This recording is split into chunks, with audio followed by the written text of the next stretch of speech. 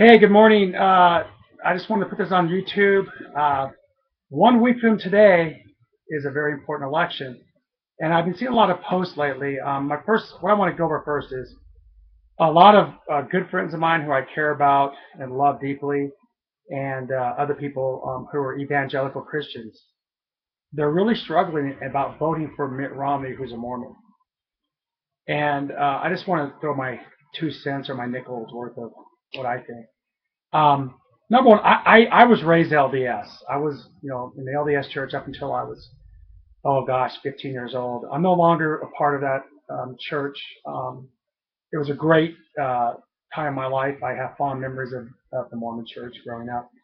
Um, I've since moved on, and I'm now what you would say an evangelical Christian. And a lot of people within this circle are having a problem voting for Mitt Romney because of his Mormon faith. And yes, the Mormons and the evangelicals, there are huge, huge doctrinal issues that we do not agree on. The Mormon religion is another gospel. That's fact, okay, and that's why I left the church. But the Mormon people are great. I mean, I love the Mormon people. In fact, I relocated from Southern California to an area that's predominantly LDS, and I just have a deep admiration and respect for the LDS people as far as community and what they do and their patriotism. But politically speaking, a lot of evangelicals have an issue voting for Romney, and doctrine aside, I mean, even Paul Ryan, who's a devout Catholic, I have huge issues with the Roman Catholic Church as well, doctrinal issues, okay? And there are certain hills to die on when it comes to beliefs. But however, when it comes to the political process, I'll give you an example. 2010, I met Mitt Romney at a business outlook conference in Bakersfield, California. In fact, if you can see this, I got a copy of his book, No Apology. And if you look, he actually signed it to me back then. So I got to spend a good 5 minutes with this guy.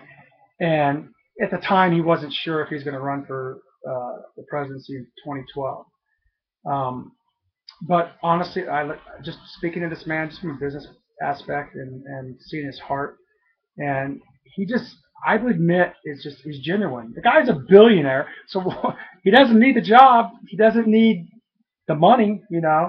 Um, but if you look at the issues, let's just think about the issues. Romney versus Obama. And again, both these guys are good guys. I don't agree with Romney's theology or Obama's, whatever. I'm just trying to figure out what Obama is. Is he Muslim? Is he Christian? But anyway, let's just look at the issues.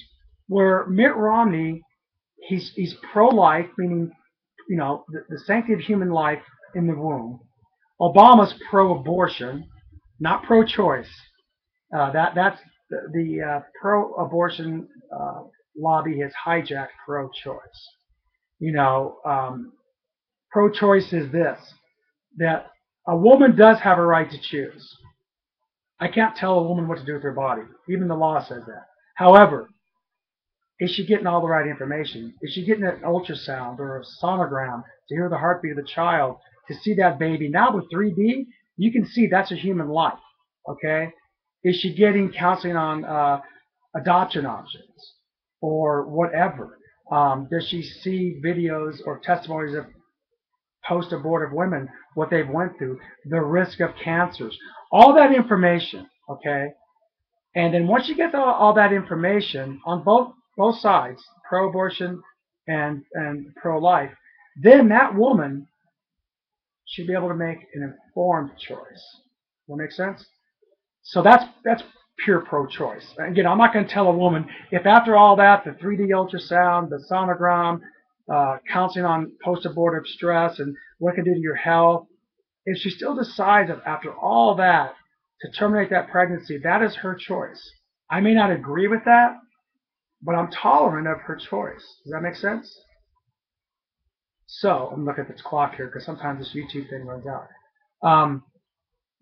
Also, Mitt Romney is pro-traditional marriage. He's switched. Obama's now gay marriage. And again, Romney was, I think, pro-choice at one time while he was governor, but then after getting more information, he decided to become pro-life. So, we have liberty in this country, guys, to change our mind once we get more informed. Uh-oh. I'm still here. What happened? Great, great. I don't know what happened there. I'm back. Anyway, this thing has a. Anyway, so I'm back. So yeah, so back to that is Romney is pro-traditional marriage. Now, Obama's pro-gay marriage. And again, the the people have spoken in California and other states. The propositions have passed, and marriage is defined between a man and a woman. Now, if you're gay, lesbian, whatever, and you love your partner, hey, I'm okay with that. Yeah, I'm not anti-gay. I don't agree with that lifestyle based on my worldview. However, I'm tolerant. You know, if you guys have, they have what's called domestic partnerships where they get everything pretty much other than the piece of paper saying they're married. But again, let's agree to disagree. That's true tolerance. Okay, I'm tolerant of people pro-abortion. I don't agree with pro-abortion, but I'm tolerant. You know, I agree to disagree. I'm not going to protest and burn down abortion clinic or whatever, right? So, with that said, so Romney also is he's pro-defense. Let's give more money to our defense. Um, Obama wants to basically scale down our defense. Um, Obama, look, he goes on an apology tour, and he did. In fact, remember Mitt's title of his book is what? No apology. So, you know, we could go on and on about, but they are different. But what I want to make this video about is we have a choice to make in 1 week. Forget the theology, Mormon, Catholic, whatever, you know, secular humanists, whatever. Those don't dictate how our government's run. I mean, there'll be certain things, yes, Supreme Court justices and all that, absolutely. I mean, we got to be real with that. I mean, are they going to make abortion illegal? I doubt that. Roe versus Wade still stands. However, like Bill Clinton said a long time ago, he said, "What? Let's make it legal but rare." And I think that's a real good point. Um, so, what was my original point? Where was I going? You know, when you get 50, you get these senior moments. You know, you walk into a room and you go, "Why did I walk in this room?" Or you leave Walmart and go, "Where the heck did I park?" I mean, I hit that. I hit that at 50. It's kind of crazy. Anyway, so we have a huge decision to make, guys. I got a 12-year-old son, and you know, I can make it, whether Obama stays in power, whatever. But I'm worried about the future of our kids. I want my kids to have the dreams of, you know, the American dream, not the dreams of Obama's father. So that's what I want for my son. And hopefully you guys want that for your kids. Is Romney going to save the world and be the great, you know, Messiah? Of course not. I do believe though he's gonna make things much better. I do agree with, you know, Obama on certain things. I think the war in Afghanistan and Iraq, they need to end. I don't get why we're there. I think it's a lost cause. It's like another Vietnam.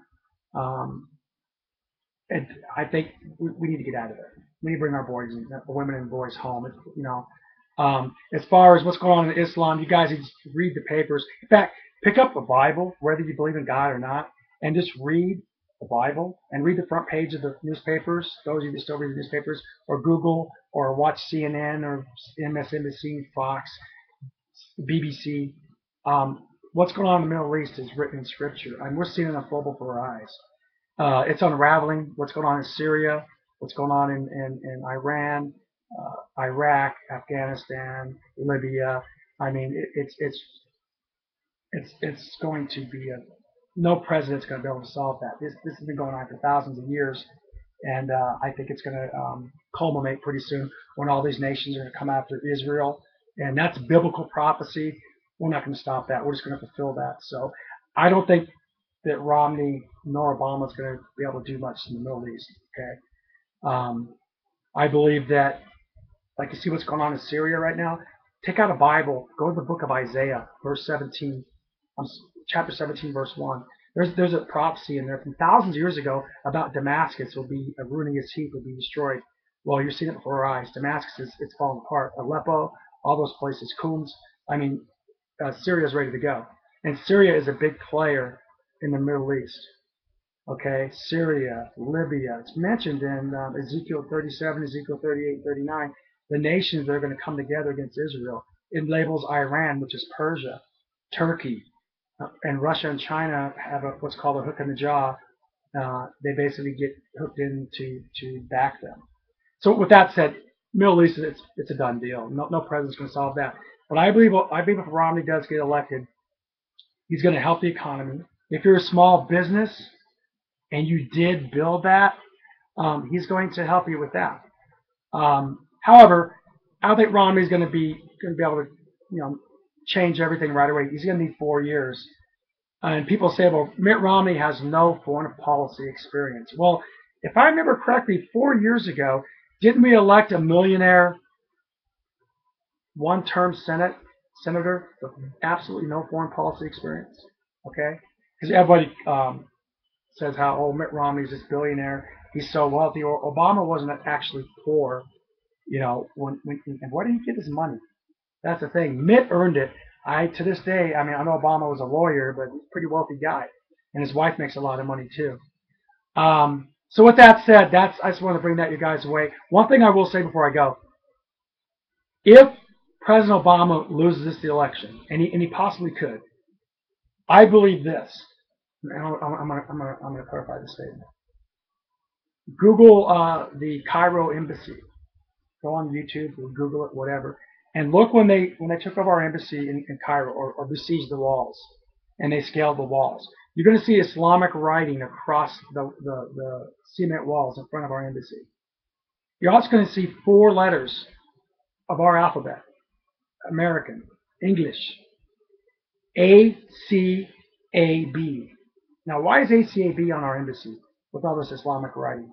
Well, go Google some pictures or search pictures of some Occupy Wall Street, Occupy Oakland, Occupy Los Angeles, the movement, Occupy Wall Street. They carry banners that say ACAB. You might say, well, what is that? What's the connection here? Well, I'm going to connect the dots for you. ACAB is an anarchist symbol. The Occupy movement calls it all cops are bastards. Okay? What is it a acronym of anarchy that the Occupy Wall Street movement has banners when they march doing on our embassy in Cairo, Egypt? Also, you'll see pictures of some of those Egyptian men or Muslim men with the mask over the face of Anonymous, the same mask that the Occupy Wall Street movement uses. Pretty interesting, huh? Here's my prediction, and again, I'm not a prophet. I'm just a guy. I believe if Obama loses this election, and you haven't seen any Occupy movement protests lately, have you? Where are they? Have they disbanded? Absolutely not. This is the new Acorn, guys. This is Saul Alinsky's whole thing with rules for radicals. What I believe is if Obama loses this election, you will see civil unrest and protests in this country like you've never seen before. I believe this with all my heart. If I'm wrong, praise God, because I hope I'm not right. I believe that at Romney's inauguration, they're going to try to burn D.C. down. Because that's what the radical left is, guys. They're tolerant. They teach tolerance and love and peace until you disagree with them. That's so funny. Like, I'll talk to a person and say, and he may be pro-homosexual marriage and pro-abortion, and I don't agree with them, but I'll say, okay, I disagree. I disagree. Let's go have a beer or a coffee or whatever. Let's go play golf. But the radical liberals, when you disagree with them, you're labeled a bigot, a hater, a homophobe, an Islamophobe. Yet we don't call them, hey, you're a Christian phobe, or you're a pro-choice phobe, or you're a heterophobe. But see how they do that? They're tolerant until you disagree. You look at the Tea Party, and I'm not a Tea Party proponent. Go back. Hang on. Oh, don't go anywhere. Oh, the stupid computer. Houston, we have a problem. Hang on. We're back. Sorry. I don't know why it does that. But when the Tea Party, and if you look at the Tea Party and look at the Occupy movement, they almost believe the same. They have the same ideology, less government, this and that. However, when the Tea Party has their protests or their demonstrations, there's no murders, there's no stuff getting burned down. They're not breaking the windows at Starbucks and the banks. Yet the Occupy movement, just the facts, do a fact check. Every time there's an Occupy Wall Street movement, there's arrest, there's anarchy, there's sexual crimes, there's people defecating. And I'm not saying it's all of them, guys, but that's what happens. That's the difference between mob rules and organized protest. So anyway, that's it. Again, take us. You don't have to agree with me. That's what's so cool about this country. We have the liberty to agree, to debate, and thank God we don't live in a theocracy like Iran, which is a Islamic republic, where if you are gay, like Ahmadinejad said, we don't have that phenomenon in our country. Of course not, because you kill them. Or if you're liberal or you disagree with the regime, you just disappear. And thank God we don't have that, and I believe this is the greatest country on God's green earth. Are we perfect? Absolutely not. Have we messed up and gotten our hands in areas where we shouldn't and gotten in other people's business? Absolutely. Have we done covert things militarily that were terrible? Absolutely. Hey, we have a lot of skeletons in our closet. So I'm not going to defend that.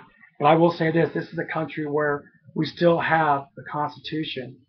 And anyway, so that's my rant for the day. Hopefully you'll watch this, and if you agree with what I say, give me a comment on YouTube.